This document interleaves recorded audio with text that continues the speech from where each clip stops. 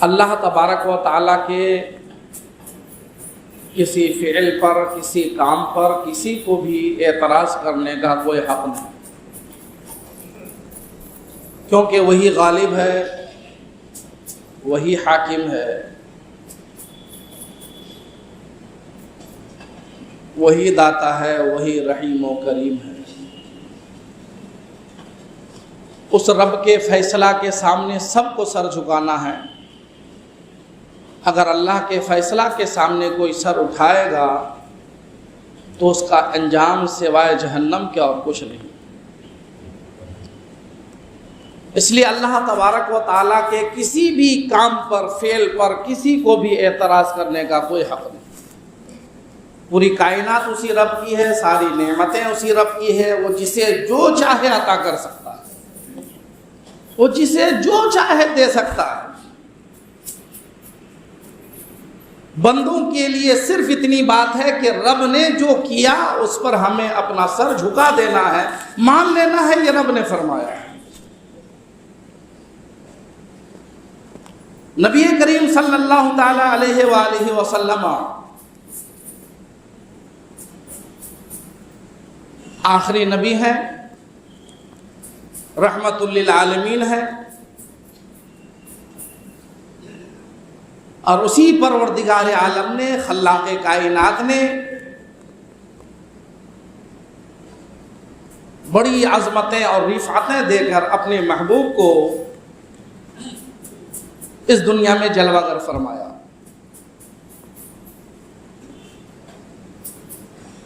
نبی کی کیا شان، کیا عظمت، کیا رفعت، سال بھر اس حوالے سے میرے بیانات ہوتے رہتے ہیں اور زندگی بھر ہوتے رہے۔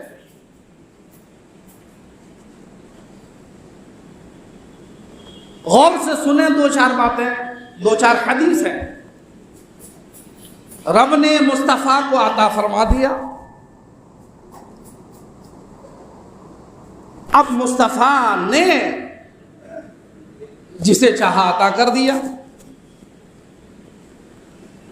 اب نبی کی عطا پر، نبی کی سخا پر، نبی کی عظمت پر، نبی کی رفعت پر انگلی اٹھانے کا مطلب یہ ہے کہ اللہ تبارک و تعالیٰ کی رضا پر، اللہ تبارک و تعالیٰ کی عطا پر اعتراض کرنا، جو یقیناً یہ مومن کی شان ہے ہی نہیں، یہ جہنمیوں کی شان ہے، علامت ہے۔ جو اللہ و رسول کی شان میں گستاخی کریں یا ان کے فیصلوں پر راضی نہ ہوں، یہ خود قرآن مقدس میں اللہ تبارک و تعالیٰ نے بیان فرمایا، یہ کوئی گھر کی بات نہیں۔ اب رب نے اپنے محبوب کو عطا فرما دیا، اب مصطفیٰ کی کیا کیفیت ہے؟ نبی کو جس جماعت نے سب سے زیادہ سمجھا وہ صحابہ کی جماعت ہے، اہل بیت کی جماعت ہے، نبی کے ساتھ رہنے والے لوگ ہیں، نبی کے جلوت و خلوت کو دیکھنے والے لوگ ہیں، نبی کے سفر و حضر میں رہنے والے لوگ ہیں۔ ظاہر سی بات ہے جو دور دراز سے آئے، کبھی کبھا جائے، وہ تعظیم و تکریم حد درجہ بجا لا سکتا ہے، لیکن جو 24 گھنٹہ رہے، 12 مہینہ رہے، وہ ہر وقت تعظیم و تکریم کا ایسا نمونہ پیش کرے کہ زمانے کے لوگوں کے لیے مثال بن جائے، ایسا بات بہت کم ہوگا۔ لیکن الحمدللہ سلام کرتے ہیں اس مبارک جماعت پر، صحابہ کے اس مقدس گروہ پر کہ سفر میں، حضر میں، مکہ میں، مدینہ میں، جنگ میں، ہر جگہ نبی کے ساتھ رہے اور ادب و احترام کا وہ نمونہ پیش کیا کہ رہتی دنیا تک سارے لوگ اسی ادب و احترام کے سائے میں اپنی زندگی گزارتے رہیں گے، ایسا نمونہ پیش کیا۔ ظاہر سی بات ہے سمجھنے والے صحابہ کی ذات جن کے جنتی ہونے کا اعلان قرآن فرما رہا ہے اور جن کو سمجھا جا رہا ہے، وہ نبی کونین کی ذات جن کی عظمت میں اللہ تعالیٰ نے پورا قرآن نازل فرمایا۔ اب صحابہ نے کیسے سمجھا؟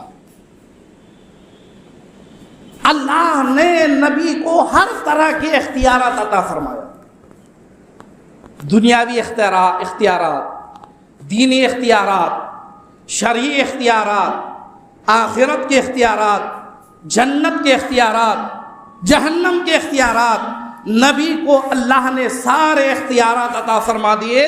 اب نبی جو فیصلہ فرمائیں گے وہی قول حق ہے. اللہ نے فرما دیا ما آتاکم الرسول فخذوہ وما نہاکم عنہ فانتہوا. میں نے محبوب کو دے دیا، اب نبی کا فیصلہ تمہارے لیے قول فیصل ہے. نبی جو دیں تمہیں ماننا ہوگا، اور نبی جن چیزوں سے انکار فرما دے، منع کر دے، تمہیں رک جانا پڑے. یہ رب کا اعلان. پھر اسی رب نے فرمایا وَلَوْ أَنَّهُمْ إِذْ ظَلَمُوا أَنفُسَهُمْ جَاءُوكَ. اب حاجت کے لیے، مدد کے لیے، گناہوں کی مغفرت کے لیے، مصیبت کے وقت وبا کو دفع کرنے کے لیے، بلا کو دفع کرنے کے لیے، جسمانی مرض کو دفع کرنے کے لیے، روحانی مرض کو دفع کرنے کے لیے، دنیاوی غم و حالات کو دفع کرنے کے لیے، آخرت کی فکر کو دفع کرنے کے لیے تمہیں جانا ہوگا تو وہ بارگاہ ہے جو میں نے بتا دیا، وہ میرے محبوب کی بارگاہ ہے، مصطفیٰ کریم کی بارگاہ ہے. وہاں جاؤ، جس طرح کی باتیں تم نبی کی بارگاہ میں پیش کرو گے، میرے محبوب میری دی ہوئی عطا سے، طاقت سے تمہاری مدد کرتے نظر آئے. فرما دیا رب نے قرآن میں کہ میرے محبوب کی بارگاہ میں جاؤ ہر معاملے میں. اب اپنی باتیں نہیں، 2-3 حدیثیں میں پیش کرتا ہوں. رب نے فرما دیا جاؤ نبی کی بارگاہ میں، اور اس میں کوئی تخصیص نہیں ہے کہ نبی ظاہری حیات میں رہیں تب جاؤ، کہ نبی روضہ منورہ میں رہیں تب جاؤ.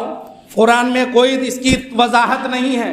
اس لیے کوئی شخص بلا وجہ قرآن کے اندر اپنی بات داخل کرنے کی کوشش نہ کرے. قرآن کا حکم قیامت تک کے لیے ہے. اس لیے قرآن میں جو آیا ہے وَلَوْ أَنَّهُمْ إِذْ ظَلَمُوا أَنفُسَهُمْ جَاءُوكَ، تو قرآن جس طرح قیامت تک کے لیے ہے، نبی کی بارگاہ میں جانے آنے کا سلسلہ بھی قیامت تک کے لیے ہے. کیونکہ نبی کی زندگی بھی ہمارے لیے رحمت ہے، میرے آقا نے فرمایا، اور نبی کا وصال بھی ہمارے لیے رحمت ہے، میرے آقا نے فرمایا. لیکن تاہم ہو سکتا ہے آئندہ جمعہ میں بعد وصال کی بھی کچھ باتیں کروں. اس سے پہلے بھی میں نے بہت کچھ کیا. اس سلسلے میں بہت ساری حدیثیں آپ کو سنا چکا. اب صحابہ نے سمجھ لیا، صحابہ میں نے دیکھ لیا قرآن نازل ہو رہا ہے، نبی کی عظمتیں بیان کر رہا ہے، نبی کی رفعتیں بیان کر رہا ہے. پوری کائنات اللہ کا ذکر کرے، پوری کائنات خدا کی بندگی کرے، پوری کائنات اللہ کی رضا چاہے. لیکن قرآن کی آیتیں نازل ہو رہی ہیں، میرے آقا تلاوت کر کر کے سنا رہے ہیں، تو صحابہ سمجھ رہے ہیں میاں پوری کائنات کی رضا ہے اللہ کو راضی کرنا، مگر اللہ کی مشیت کو دیکھو، رب ذوالجلال کو دیکھو، پروردگار کی ذات کو دیکھو. وہ تو اپنے محبوب کی رضا چاہتا ہے، وہ تو اپنے محبوب کو راضی کرنا چاہتا ہے، اپنے محبوب کو خوش کرنا چاہتا ہے. اپنے محبوب کی محبت کی دعوت وہ پروردگار عالم کائنات عالم کو دے رہا ہے، یہ فرما کر قل ان کنتم تحبون اللہ فاتبعونی یحببکم اللہ. اے لوگو، مجھے محبوب بنانا چاہتے ہو تو میرے محبوب کے پیچھے چلو، میرے محبوب کی اتباع کرو، میرے محبوب کی اطاعت کرو.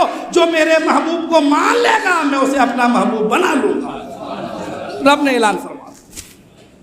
اب صحابہ سمجھ گئے کہ میاں یہ وہ بارگاہ ہے، انسان نہیں، فرشتوں کا سردار بھی خادم ہو کر کے آتا ہے، اجازت لے کر کے آتا ہے، بلا تکلف آتا ہے. اور ایک فرشتہ نہیں، لاکھوں کروڑوں فرشتے اس نبی کی بارگاہ میں حاضر دے رہے ہیں رب ذوالجلال کے حکم سے. صحابہ سمجھ گئے کہ یہی مسیحا ہے، یہی داتا ہے، یہی آقا ہے، یہی سب کچھ ہے. انہی کے قدموں میں دنیا بھی ہے، انہی کے قدموں میں آخرت بھی ہے. یہ ایمان بھی سنوارتے ہیں، یہ جسم بھی سنوارتے ہیں، یہ دنیا بھی دیتے ہیں، یہ آخرت بھی دیتے ہیں. اس لیے تعظیم کی آخری حد ہے، اگر کہیں بجا لانا ہے تو وہ نبی کی بارگاہ ہے، وہ مصطفیٰ کی بارگاہ ہے. حد یہ ہے کہ تعظیم مصطفیٰ اتنا بجا لایا صحابہ نے کہ ایک صحابی کہتے ہیں میں نبی کا چہرہ صحیح سے بیان نہیں کر سکتا کیونکہ ادب کی وجہ سے میں نے کبھی نبی کو مصطفیٰ کو جی بھر کر کے دیکھا نہیں ہے. ایک صحابہ کی ایک جماعت کہتی نظر آتی ہے کہ نبی کی تعظیم، نبی کی رفعت یہ ہے کہ نبی وضو فرما رہے ہیں تو چہرے میں پانی ڈال رہے ہیں، ہاتھ میں پانی بہا رہے ہیں، پاؤں مقدس میں پانی بہا رہے ہیں. پانی بہانے کے بعد پانی کے قطرات زمین پہ گرتے ہیں، مگر ادب صحابہ پہ قربان جاؤ. صحابہ کی جماعت ہے، دیوانوں کی جماعت ہے، پروانوں کی جماعت ہے. مصطفیٰ وضو بنا رہے ہیں اور وضو کے پانی جو میرے آقا کا گر رہا ہے زمین پہ نہیں، صحابہ کے ہاتھوں میں گرتا نظر آتا ہے. صحابہ ہاتھوں میں لیتے ہیں، چہرے میں مل دیتے ہیں، بدن میں مل دیتے ہیں. یہ صحابہ نے تعظیم کا طریقہ سکھایا ہے. یہ نبی ہیں، ان کے جسم سے جو پانی کا قطرہ مس ہو جائے اس قطرے کے سامنے آب زمزم کی بھی کوئی حیثیت نہیں ہے. اور یہیں تک بات نہیں ادب و احترام کی، بات یہاں تک پہنچی کہ میرے آقا اپنے منہ مبارک سے جو تھوک شریف نکالتے ہیں، لعاب دہن نکالتے ہیں. ظاہر سی بات ہے کہ عام لوگوں کا تھوک جو ہم لوگ تھوکتے ہیں یہ کوئی قابل محبت چیز نہیں ہے، قابل تعظیم چیز نہیں ہے. اس لیے خود میرے آقا نے ادب سکھایا ہے کہ کہیں تھوکو تو مخصوص جگہ میں جا کر کے تھوکو، محفوظ جگہ میں جا کر کے تھوکو. لیکن اندازہ کرو یہ دنیا والوں کا تھوک ہے، تھوکنے کے ادب وہی مصطفیٰ بتا رہے ہیں. لیکن جب اپنی بات آتی ہے، مصطفیٰ کی بات آتی ہے، محبوب کی بات آتی ہے تو میرے آقا منہ مبارک کھولتے ہیں. جب تھوکنے کے لیے میرے آقا سر جھکاتے ہیں تو میرے آقا کا تھوک شریف زمین پہ گر نہیں پاتا. کوئی نہ کوئی صحابی ہاتھ بڑھا دیتے ہیں، ہتھیلی بڑھا دیتے ہیں، جسم بڑھا دیتے ہیں. نبی تھوکتے ہیں کسی صحابی کی ہتھیلی میں، کسی صحابی کے دامن میں، کسی صحابی کے چہرے میں، کسی صحابی کے بدن میں، وہ لے کر کے اپنے چہرے میں بدن میں مل لیتے ہیں. دوسرے صحابی جنہیں نبی کا تھوک شریف نہ ملا، وہ صحابی جن کے ہاتھ میں نبی کا تھوک شریف گرا ان کے ہاتھ کو مس کر کے اپنے چہرے میں مس کر لیتے. یہ مصطفیٰ کی تعظیم کا طریقہ صحابہ نے بتایا. نبی نے کبھی منع نہیں فرمایا کہ یہ کیا کر رہے ہو، میرے تھوک کو کیوں چہرے پہ مل رہے ہو. کیونکہ نبی خود جانتے ہیں کہ میں نور ہوں، میں نور ہوں. میرے تھوک میں دنیا والوں کے تھوک میں بہت فرق ہے. تم پانی میں تھوک دو تو پانی گھر والے لے کے پھینک دے، اور مکہ کے حدیبیہ کے کنواں سے پوچھو، مدینہ کے کنووں سے پوچھے، کنووں تم سب کا پانی تو ٹھیک نہیں تھا، اچھا کیسے ہو گیا؟ تو ہر کنواں آج بھی چیخ چیخ کے پکارے گا کہ ہمارا پانی کھارا تھا، نمکین والا تھا، میٹھا ہو گیا جب سے نبی نے اپنے لعاب دہن ڈال دیا. آج بھی جا کے مدینہ کے کنووں کو دیکھ لو، دیوانوں کا ہجوم لگا ہوا ہے. کیوں بھائی؟ ہندوستان میں کنواں آپ نے دیکھا نہیں؟ کھیت کھلیان والے ہو، زمین جائیداد والے ہو، کھیتی باڑی میں کھیتوں کے بیچ میں بہت سارے کنواں ہیں. یہ مدینہ کے کنواں میں کیا رکھا ہے؟ مکہ کے کنواں میں کیا رکھا ہے؟ کیوں دیوانوں کی طرح جھوم جاتے ہو؟ تو ہر دیوانہ جواب دیتا ہے ارے میاں کنواں مل جائے گا، کنواں کا پانی مل جائے گا، لیکن کنواں کا وہ پانی جس میں نبی کا لعاب ملا ہو وہ پانی تو صرف مکہ میں ملے گا، مدینہ میں ملے گا. یہ طریقہ صحابہ نے سکھایا. اب آؤ ایک دو حدیث پاک ہیں. خدا نے فرما دیا میرے محبوب کی بارگاہ میں آؤ، نبی کی بارگاہ میں آؤ. بخاری شریف کی حدیث پاک، حدیث کی سب سے بڑی کتاب. دل کے کان کھول کر میری بات سنیں، ہدایت حاصل کرنے کی کوشش کریں. بہت سارے لوگ جو اپنے دل میں بغض نبی چھپائے ہیں، ان کفار مکہ کی طرح، منافقین مکہ کی طرح، اے مسلمانوں میں تمہیں ہدایت کی دعوت دے رہا ہوں. خدا را باز آ جاؤ. ان منافقین مدینہ، ان منافقین مکہ کے راستے روش پر نہ چلو. اسلام واضح ہو چکا ہے، قرآن تمہارے پاس موجود ہے، حدیث تمہارے پاس موجود ہے، بخاری مسلم تمہارے پاس موجود ہے. اس دور میں بھی اگر کوئی نبی سے اپنے دل میں بغض رکھے، حسد رکھے، کینہ رکھے، اس سے زیادہ برائی اور کچھ نہیں ہو سکتی ہے. تو جو کہ ادھر ادھر کے لوگوں کی باتوں میں آ کر معاذ اللہ نبی کو چھوٹا سمجھے، نبی کو بھائی سمجھے، نبی کو گاؤں کا چودھری سمجھے، نبی کو مر کر مٹی میں ملنے والا سمجھے، میں ان لوگوں کو دعوت دیتا ہوں توبہ کرو، توبہ کرو. قرآن کے سائے میں آؤ، حدیث کے سائے میں آؤ، اور آؤ بیگم مسجد میں مفتی رفیق الاسلام کا بیگم مسجد کا جمعہ کا جمعہ کا بیان سنو، انشاءاللہ تمہیں ہدایت مل جائے گی۔ اگر تمہارے دل کے کان کھلے ہیں تب، اگر تم سوچ کر کے آئے ہو کہ نہیں مجھے حق سننا ہے، حق کو جاننا ہے، حق کے مطابق زندگی گزارنا ہے، ورنہ جنہوں نے اپنے دل بند کر لیے وہ تو ابو جہل کے ساتھ رہے گا، ابو لہب کے ساتھ رہے گا، اتبا شیبہ کے ساتھ رہے گا۔ ہاں جنہوں نے دل کے کان کھول دیے وہ صدیق اکبر کے ساتھ رہے گا، عمر فاروق کے ساتھ رہے گا، عثمان غنی کے ساتھ رہے گا، مولا کائنات کے ساتھ رہے گا۔ بخاری شریف کی حدیث پاک، سب سے بڑی حدیث کی کتاب، پیارے صحابی حضرت جابر، نبی کے خادم صاحب نبی کی بارگاہ میں آ گئے۔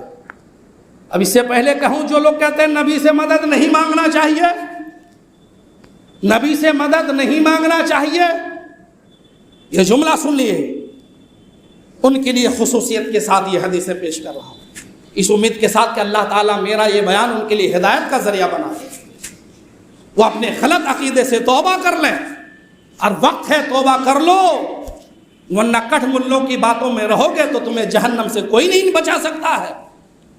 جنت دلانے والے آقا ہیں، جب انہی آقا کی شان میں توہین کرو گے تو کون جنت میں تمہیں بھیجے؟ توبہ کر لو، توبہ۔ حضرت جابر ہیں، بخاری شریف کی حدیث پاک ہے، نبی کی بارگاہ میں آئے، رو رہے ہیں، گڑ گڑا رہے ہیں، آقا نظر کرم اٹھاتے ہیں، جابر کیا بات ہے؟ جابر کیا بات ہے؟ کہ حضور مدد کے لیے آیا ہوں، مدد کے لیے آیا ہوں۔ کہ جابر کس طرح کی مدد؟ کہ حضور میرے والد آپ کے ساتھ غزوہ احد میں شریک تھے، شہید ہو گئے، مگر ایک یہودی کا بڑا قرض دار تھے وہ، اب وہ یہودی آ کر کے مجھ سے مطالبہ کر رہا ہے، اور بڑی مطالبے میں بڑی سختی کر رہا ہے۔ حضور اب میرے پاس کچھ ہے ہی نہیں، ایک باغ ہے اور باغ میں کچھ کھجوریں ہیں، اگر ان کھجوروں کو بیچ کر میں قرض ادا کروں تو حضور کئی سال گزر جائے گا، پھر ادھر یہودی کی سختی ہے، حضور میرے باغ میں تشریف لے چلے، میرے باغ میں تشریف لے چلیں حضور، تاکہ آپ کی وجہ سے یہودی سختی میں بھی آسانی فرما دے، آپ دعا بھی فرما دیں۔ غلام مدد کے لیے آیا ہے، آقا چل پڑے ہیں، مدینے کے تاجدار چل پڑے ہیں۔ جابر چلو کہاں ہے تمہارا باغ؟ باغ میں میرے آقا تشریف لے گئے، فرمایا جہاں کھجوروں کا ڈھیر رکھا ہوا ہے۔ حضرت جابر عرض کرتے ہیں، یا رسول اللہ صلی اللہ علیہ وسلم، یہ میرے کھجور کا باغ ہے، یہ کھجوروں کا ڈھیر ہے۔ میرے آقا کھجوروں کے ڈھیر کے پاس گئے، گھومنے لگے چاروں طرف، تھوڑا سا چکر لگایا، ہاتھ اٹھا کر دعا فرما دی، پروردگار جابر کی کھجوروں میں برکت عطا فرما، جابر کے باغ میں برکت عطا فرما، دعا فرما دی۔ پھر میرے آقا کھجوروں کے ڈھیر میں تشریف فرما ہو گئے، بیٹھ گئے، تھوڑی دیر بیٹھے رہے، اب میرے آقا بیٹھ کر کے اٹھ کر کے چل دیے، نبی نے اپنا کام کر دیا۔ اب جابر سے پوچھو، جابر نبی سے تم نے مدد مانگی تھی، ملی کہ نہیں؟ جابر تم نے تو خود کہا تھا کہ اتنی کھجوریں ہیں کہ اگر بیچ کے قرض ادا کرو تو کئی سال لگ جائیں گے۔ اب جابر سے پوچھو، جابر قرض ادا ہو گیا؟ تو حضرت جابر کہتے ہیں، نبی کا میرے باغ میں تشریف لانا تھا، دعائیں خیر کرنا تھا، کھجور کے ڈھیر میں بیٹھنا تھا، اب کھجورا میں بیچنے لگا، اتنا بیچا کہ اسی سال کے اندر قرضدار یہودی جو قرض کھا تھا اس کے سارے قرض ادا ہو گئے، اور جتنا قرض میں نے چکایا اس سے کہیں زیادہ میرے باغ میں بچ کر بھی رہ گیا۔ یہ بخاری شریف کی حدیث پاک ہے کہ ایک جابر ہے، ایک صحابی رسول ہے، اور بہت ہی معتبر صحابی رسول ہے۔ نبی سے مدد مانگا کہ نہیں؟ نبی نے مدد کیا کہ نہیں؟ پوری ہوئی کہ نہیں مدد؟ ضرور پوری ہوئی۔ نبی کی بارگاہ میں جو بھی جس طرح کی مدد کے لیے آتا ہے اللہ کے نبی پوری فرماتے ہیں۔ سنن ابن ماجہ کی ایک حدیث پاک، سیاہ ستہ کی حدیث پاک، میرے آقا حجۃ الوداع کے موقع پہ حج کرنے کے لیے گئے ہیں، آخری حج ہے، میرے آقا جلوہ گر ہیں، قبیلہ خثعم کی ایک عورت اپنے بچے کو لے کر نبی کی بارگاہ میں آئی، آنے کے بعد رونے لگی۔ میرے آقا نے فرمایا، عورت کیا بات ہے، کیوں رو رہی ہو؟ عرض کرنے لگی، یا رسول اللہ فدا کا ابی و امی، آپ پر میرے ماں باپ قربان، یا رسول اللہ اللہ کے فضل سے ایک بیٹا پیدا ہوا تھا، ایک بچہ پیدا ہوا تھا، مگر حضور یہ گونگا پیدا ہو گیا ہے، یہ بولتا نہیں ہے، اس کی زبان میں بولی نہیں ہے، میرے آقا مدد فرما دیجئے تاکہ میرا بچہ بولنے لگ جائے، میرا بچہ بات کرنے لگ جائے۔ سنن ابن ماجہ کی حدیث پاک ہے، میرے آقا فرماتے ہیں، جاؤ پانی لے آؤ۔ پانی لے کے عورت نبی کی بارگاہ میں پہنچی، کیا نبی کی شان ہے، لے کر کے پہنچی، میرے آقا نے کچھ پڑھا نہیں، میرے آقا نے پانی میں اپنے دستے مبارک ڈال دیا، اپنا دستے مبارک میرے آقا نے پانی میں ڈال دیا اور پھر میرے آقا نے لعاب مبارک بھی ڈال دیا اور فرمایا جا بچے کو پلا دے، تھوڑا اس کے چہرے پہ چھڑک دے۔ ہو گئی بات، واقعہ ختم ہو گیا، عورت پانی لے کے پہنچی، بچے کو پلائی، چہرے پہ چھڑک دی۔ اب اس عورت نے صحابہ کے درمیان آ کر کے بیان کیا کہ جو میرا بچہ پیدائشی گونگا تھا، آج میڈیکل سائنس نے کتنا ترقی کیا ہے، مگر جو پیدائشی گونگا ہو اس کی زبان میں زبان لانے والا، اس کو بولنے والا بنانے والا آج تک کوئی ڈاکٹر نہیں دیکھا گیا۔ ہر ڈاکٹر کہتا ہے یہ پیدائشی گونگا ہے، اس کا کوئی علاج نہیں ہے، نکال ہی نہیں پایا ہے علاج۔ یہ مصطفیٰ کی بارگاہ ہے، یہاں ہر چیز کا علاج موجود ہے۔ یہاں میرے آقا کی بارگاہ میں جس طرح کی بھی بیماری لے کر آتے ہو مصطفیٰ ٹھیک کرتے نظر آتے ہیں۔ وہ عورت کہتی ہے کہ پانی کا پلانا تھا، اس بچے کے چہرے پر چھڑکنا تھا، یکایک وہ بچہ بولنے لگ گیا ہے۔ وہ عورت کہتی ہے الحمدللہ اب میں خوش ہوں کہ میرا اکلوتا بیٹا بول بھی رہا ہے، اللہ و رسول کا ذکر بھی کر رہا ہے۔ یہ مدد ہے کہ نہیں؟ یہ مدد ہے کہ نہیں؟ کہاں کی حدیث ہے؟ سیاہ ستہ کی حدیث ہے، سنن ابن ماجہ کی حدیث پاک ہے۔ ایسی مدد کہ پوری دنیا جو مدد کرنے سے قاصر رہے، ایسی مدد میرے مصطفیٰ جان رحمت فرماتے ہیں۔ یہ تو بخاری شریف کی حدیث پاک ہے، میں نے خود درجنوں بار اس کو سنایا ہے، لیکن تب بھی چند جملوں میں سن لو کہ میرے آقا وہ مدد بھی کرتے ہیں جو مدد کوئی کر ہی نہیں سکتا۔ کسی کی یادداشت کمزور ہے، کسی کی یادداشت کمزور ہے، قوت حافظہ کمزور ہے، سنتا ہے بھول جاتا ہے، یہ مدد بھی کوئی معمولی نہیں۔ حضرت ابو ہریرہ کیا صحابی ہیں، نبی کی بارگاہ میں رہنے والا، روتے حضور کی بارگاہ میں گئے، حضور سب لوگ حدیثیں سنتے ہیں، میں بھی سنتا ہوں، آپ کی حدیث سن کر بیان کرنا کتنی فضیلت کی بات ہے، لیکن حضور سب لوگ سن کر بیان کرتے ہیں، میں سن کر بھول جاتا ہوں، تو بیان کیسے کروں؟ میرے آقا نے فرمایا اچھا بھول جاتے ہو؟ کہا حضرت ابو ہریرہ سے میرے آقا نے فرمایا چادر پھیلاؤ۔ کیا حکیم ہے، کیا سرجن ہے میرے آقا، کیا شافی ہے میرے آقا، کیا کافی ہے میرے آقا۔ ابو ہریرہ سے فرماتے چادر پھیلاؤ، ابو ہریرہ نے چادر پھیلائی، میرے آقا نے کچھ پڑھا نہیں، دونوں ہاتھ دستے مبارک کو ایک جگہ جمع فرمایا، حضرت ابو ہریرہ کے چادر میں دونوں ہاتھوں کو ڈال دیا، فرمایا چادر سمیٹ لو چلے جاؤ، چادر سمیٹ لو چلے جاؤ۔ اب حضرت ابو ہریرہ آ گئے، اب حدیثیں اتنی بیان کر رہے ہیں کہ سارے صحابہ سے زیادہ عمر فاروق نے پکڑا، ادھر آؤ، اتنی حدیث کا ہے بیان کر رہا ہے نبی کی، اتنی پہلے کچھ نہیں کرتا تھا، اب اتنی حدیث ہے بیان۔ دوسرے صحابہ نے پکڑا، بولے ادھر آؤ، پہلے تم نہیں حدیث بیان کرتے تھے، اب اتنی حدیثیں کیوں بیان کر رہے ہو؟ تو حضرت ابو ہریرہ کرتے عمر آپ کو معلوم نہیں، فلاں آپ کو معلوم نہیں، اے عاشق رسول آپ کو معلوم نہیں، اے صاحب آپ کو معلوم نہیں، پہلے اس لیے نہیں بیان کرتا تھا کہ سنتا تھا بھول جاتا تھا، ایک دن نبی کی بارگاہ میں مدد کے لیے پہنچ گیا، روتا بلکتا پہنچ گیا، حضور سنتا ہوں اور بھول جاتا ہوں، حضور کوئی نسخہ دے دیں، قوت حافظہ مضبوط ہو جائے، یادداشت تیز ہو جائے۔ میرے آقا نے اپنا مبارک ہاتھ میرے دامن میں ڈالا، میں نے سمیٹ لیا۔ اب اللہ کا کرم ہے کہ نبی جو حدیث پاک بیان کرتے ہیں، بھولنا تو دور کی بات، کہیں زیر زبر پیش مد کا بھی فرق نہیں آتا، جتنا سنتا ہوں اتنا ہی بہتر انداز میں صحابہ تک بیان کر دیتا ہوں، لوگوں تک بیان کر دیتا ہوں۔ محدثین فرماتے ہیں کہ نبی نے ان کی قوت حافظہ کو اتنا درست فرمایا کہ جو ابو ہریرہ بیان نہیں کرتے تھے حدیث، سارے صحابہ میں سب سے زیادہ حدیث حضرت ابو ہریرہ نے بیان فرما دی، سب سے زیادہ حدیث اگر کسی نے بیان کیا وہ حضرت ابو ہریرہ ہے۔ صرف کیوں؟ نبی کی مدد کی بنیاد پر، نبی کی عنایت کی بنیاد پر، نبی کی مہربانی کی بنیاد پر۔ یہ بھی بخاری شریف کی حدیث پاک ہے، اس کے بعد بھی اگر کوئی نادان کہے کہ نبی سے مدد نہیں مانگنا چاہیے، یا تو ہم ان کے لیے صاحب ہدایت کی دعا کر سکتے ہیں، ورنہ اسے جہنمیوں کے شمار میں شمار کر کے آپ خاموش ہو جائیں گے، اور کیا کر سکتے ہیں۔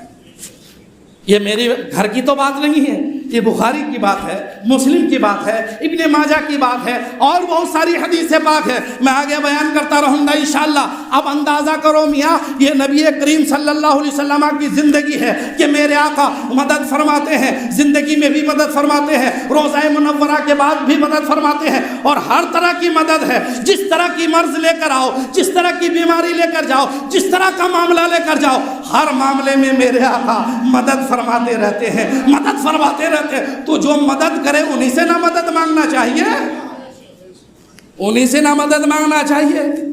اب ذرا ٹھنڈے دل سے سنو، یہ وہ حدیثیں ہیں عام لوگوں تک بہت مشکل سے پہنچ پاتی ہیں، لوگ بہت کم سمجھ پاتے ہیں۔ اللہ کا کرم ہو گیا، آج اس زمانے میں بھی باوجود کہ حق روشن ہو چکا ہے، کچھ ہے نا اتنی ساری حدیثوں کے بعد، قرآن کھونے کے بعد کہتے جو مانگنا ہے اللہ سے مانگو، نبی سے مانگنے کی کوئی ضرورت نہیں، نبی دینے والا نہیں ہے، نبی تو مجبور ہے، معاذ اللہ رب العالمین۔ ایسے لوگوں کی جب ایک جماعت پیدا ہوئی تو ان لوگوں کے دماغ کو ٹھیک کرنے کے لیے اللہ نے مصطفیٰ جان رحمت کے کرم سے ایک شخصیت کو ہندوستان کے اندر پیدا فرمایا ہے، شہر بریلی کے اندر پیدا فرما دیا، کیونکہ یہ خدا کی عادت جاریہ رہی ہے کہ ہر زمانے میں جب اللہ کی شان میں لوگوں نے گستاخی کی، رسول اللہ کی شان میں لوگوں نے گستاخی کی، دین کے اندر رخنا ڈالنے کی کوشش کی، تو ہر زمانے میں کسی نہ کسی ذات کو رب نے پیدا کیا۔ کبھی صدیق اکبر آئے، کبھی مولا کائنات آئے، کبھی امام حسین آئے، کبھی امام اعظم آئے، کبھی امام احمد بن حنبل آئے، کبھی غوث اعظم آئے، کبھی غریب نواز آئے، کبھی خواجہ قطب الدین آئے، کبھی مخدوم سمنا آئے، اور یہ لوگ ہر دور میں آتے رہے اور ان باطل فرقوں کا کو دندہ شکن جواب دے کر عاشقان مصطفیٰ کے دلوں میں نبی کی محبت کا چراغ روشن کرتے رہے۔ ایک زمانہ تھا، 14 صدی کی آغاز کی بات تھی، 1272 کا زمانہ تھا، اسی طرح لوگ بات کرنے لگے تھے کہ نبی کو اختیار نہیں، نبی سے مدد نہیں مانگنا چاہیے، نبی مر کر مٹی میں مل گئے معاذ اللہ، نبی بڑے بھائی کی طرح معاذ اللہ، نبی گاؤں کے چودھری کی طرح معاذ اللہ۔ بریلی کا وہ مجدد خدا کی عظمتوں کو لے کر مصطفیٰ کی محبت کے سہارے جب قلم اٹھایا ہے، الحمدللہ لکھنا شروع کیا ہے، لکھنا شروع کیا ہے۔ محققین مفکرین فرماتے ہیں جتنا لکھا اگر تقسیم کیا جائے تو ہر گھنٹے کے اندر امت مسلمہ کو اللہ و رسول کی شان و عظمت کے حوالے سے ہر گھنٹے میں ایک کتاب دیتے نظر آ رہے ہیں، ہر گھنٹے میں ایک کتاب دیتے نظر آتے ہیں۔ اسی طرح کی باتیں جب کہا تھا کہ اللہ سے مدد مانگو، نبی سے مدد مانگنا جائز نہیں ہے، شرک ہے، بدعت ہے، نبی کو دافع بلا کہنا ٹھیک نہیں ہے، نبی سے کوئی مدد مانگو ٹھیک نہیں ہے، درود پاک تاج پڑھنا ٹھیک نہیں ہے۔ ایسے موقع میں آسان زبان میں، سہل زبان میں اسی مجدد نے، اسی اعلیٰ حضرت نے 25 سفر میں جن کا عرس مبارک ہے، پوری دنیا میں جن کا عرس مبارک، پوری دنیا میں جن کا عرس مبارک، صرف عوام نہیں، علماء، خطبہ، شعراء، اولیاء، محدثین، مفکرین، فقہاء، جن کا عرس مبارک تجھ کو احتشام کے ساتھ مناتے ہیں، انہوں نے بتایا اے لوگوں ان کمینوں کی باتوں کو چھوڑو، یہ تو ابو جہل کے راستے پہ ہے، ابو لہب کے راستے پہ ہے، عتبہ کے راستے پہ ہے، شیبہ کے راستے پہ ہے، اور میں تمہیں صدیق کا راستہ بتاتا ہوں، عمر کا راستہ بتاتا ہوں، عثمان کا راستہ بتاتا ہوں، مولا کائنات کا راستہ بتاتا ہوں۔ تو سہل انداز میں کہا کہ ارے نبی سے مدد مانگنا صرف جائز نہیں بلکہ کار ثواب بھی ہے، کیونکہ ان کی شان یہ ہے مانگیں گے مانگے جائیں گے، منہ مانگے پائیں گے، سرکار میں نالا ہے نہ حاجت اگر کی ہے۔ اس مدینے والے کی شان یہ ہے کہ کون دیتا ہے دینے کو منہ چاہیے، دینے والا ہے سچا ہمارا نبی۔ اگر اس اعلیٰ حضرت نے نبی کی حدیثوں کو اپنی زبان دے دیا ہے تو اس کا تو احسان ماننا چاہیے۔ ارے ماننا چاہیے کہ نہیں ماننا چاہیے؟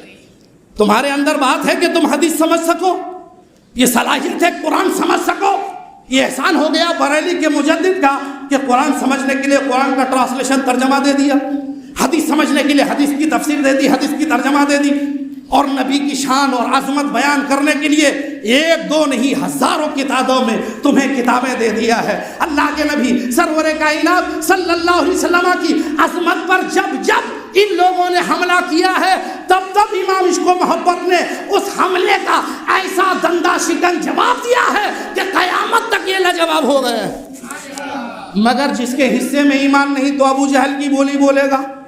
ابو جہل سے پوچھا ہے ابو جہل تم تو نبی کی شان جانتے ہو پہچانتے ہو پھر مانتے کیوں نہیں؟